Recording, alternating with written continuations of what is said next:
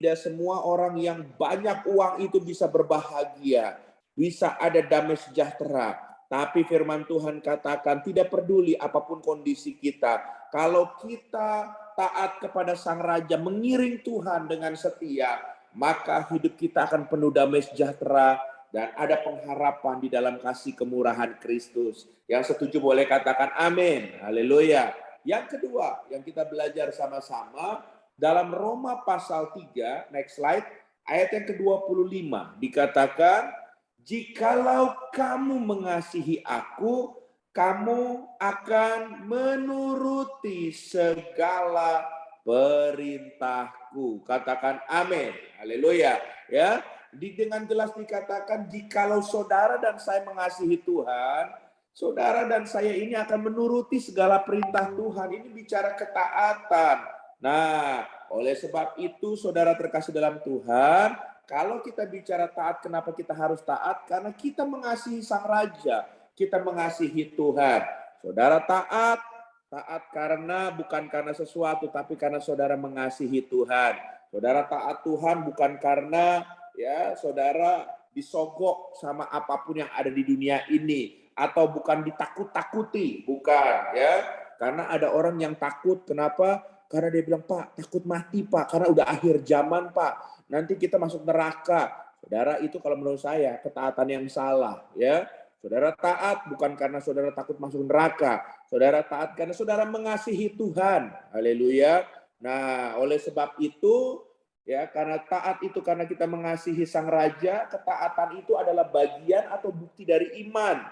Nah, ini adalah sesuatu yang penting, saudara. Kalau saudara bilang saudara adalah orang yang beriman, buktinya saudara harus hidup dalam ketaatan. Kalau saudara nggak taat, gimana saudara orang melihat bahwa saudara adalah orang yang beriman? Saudara nggak taat dalam baca firman Tuhan, terus saudara gembar-gembor di luar. Aku ini adalah anak Tuhan yang taat. Saudara orang yang tahu tertawa di belakang, ya, atau pasangan kita yang melihat. Ya, sama seperti saya, misalkan saya khotbah, saya berkhotbah soal tentang kehidupan taat sama Tuhan, tapi di rumah misalkan ini ya, istri saya melihat saya bangun aja siang nggak pernah saat teduh, saudara apakah saya bisa bilang taat sama Tuhan? Istri saya mungkin kalau saya khotbah seperti itu dan hidup saya seperti itu, di rumah dia akan mentertawakan saya. Ya, tapi bersyukur sama Tuhan saya nggak seperti itu ya, puji Tuhan. Oleh sebab itu ketaatan itu bagian atau bukti dari iman. Next slide ya. Tapi masalahnya di dunia ini orang saat ini seringkali mengukur ketaatan ini bukan dari kacamata rohani. Mereka selalu berpikir taat itu untung ruginya. Ya, kalau disuruh taat mereka langsung berhitung, untungnya apa buat gue? Benefitnya apa ya? Atau waktu kita taat kita banyak ruginya, ya. Dan saudara, virus seperti ini, menghitung untung rugi ini ternyata sudah masuk juga kepada anak-anak Tuhan. Banyak anak-anak Tuhan punya gaya hidup sekarang dalam mengiring Tuhan dengan ketaatan ini banyak berhitung. Ya, disuruh ke gereja, disuruh beribadah. Untungnya apa buat saya datang ke gereja ngabisin waktu 2 jam ke rumah Tuhan. Belum macetnya, bolak-baliknya, bayar tolnya, bayar bensinnya. Saudara, banyak hal kita saat ini menilai ketaatan ini dihitung dengan untung rugi. Nah, oleh sebab itu kalau kita melihat untung rugi, coba kita lihat apa yang Rasul Paulus katakan dalam Filipi pasal yang pertama ayat yang ke-21. Kita baca sama-sama 1 2 3. Karena bagiku hidup adalah Kristus dan mati adalah keuntungan. Haleluya. Jadi ikut Tuhan itu bagi Rasul Paulus, dia kasih tahu kepada jemaat di Filipi, hidup itu Yesus, mati itu adalah untung. Jadi istilahnya Paulus sedang bilang bahwa di dalam ikut Kristus, dalam kita taat sama Yesus, dalam mengiring Tuhan, itu nggak ada kata rugi, tapi cuan, cuan, cuan. Haleluya.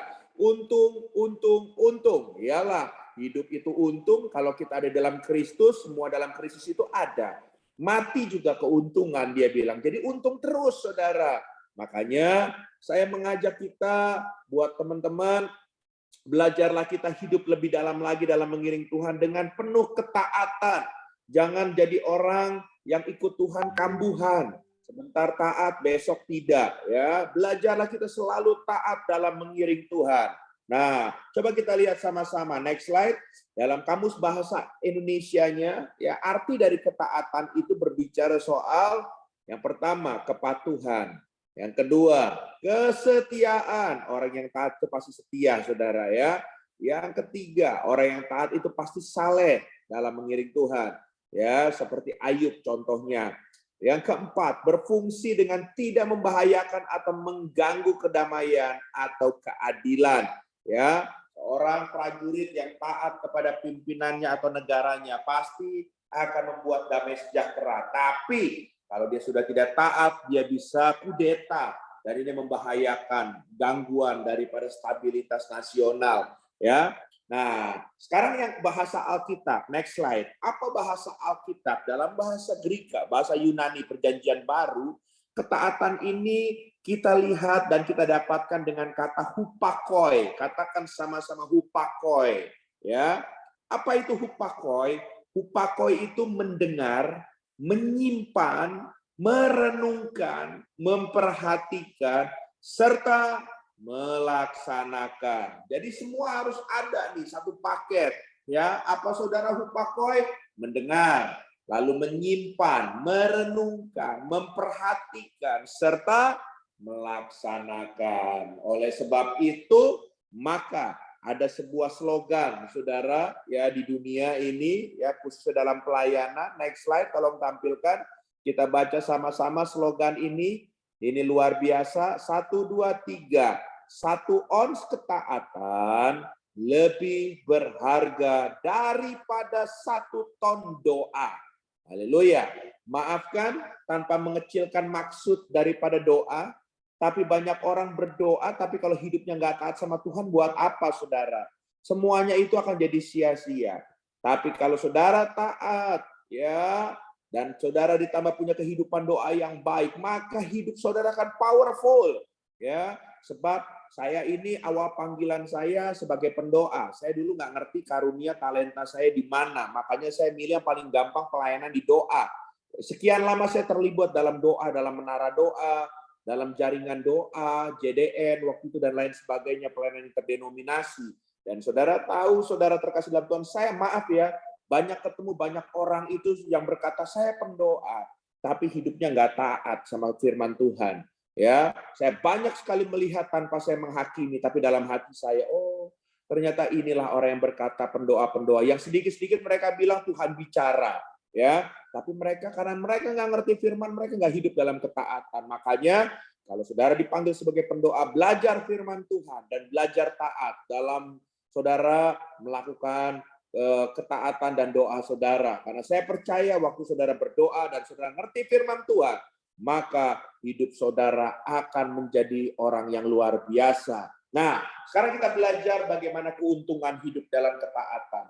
Ya, ada beberapa hal, saudara, benefitnya hidup dalam ketaatan. Yang pertama, 2 Korintus 11 ayat 14 dikatakan, hal ini tidak usah mengherankan, sebab iblis pun menyamar sebagai malaikat terang. Jadi waktu saudara hidup dalam ketaatan, saudara nggak tertipu sama muslihat iblis. Sebab iblis pun bisa menyamar jadi malaikat terang. Saudara nggak bisa ada yang tahu bahwa iblis itu ada di mana dan di dalam siapa. Ya, bisa saja dia pengen hadir dan menjatuhkan saudara melalui media apapun juga. Ya, mengganggu emosi saudara, mengganggu kelemahan saudara dan lain sebagainya.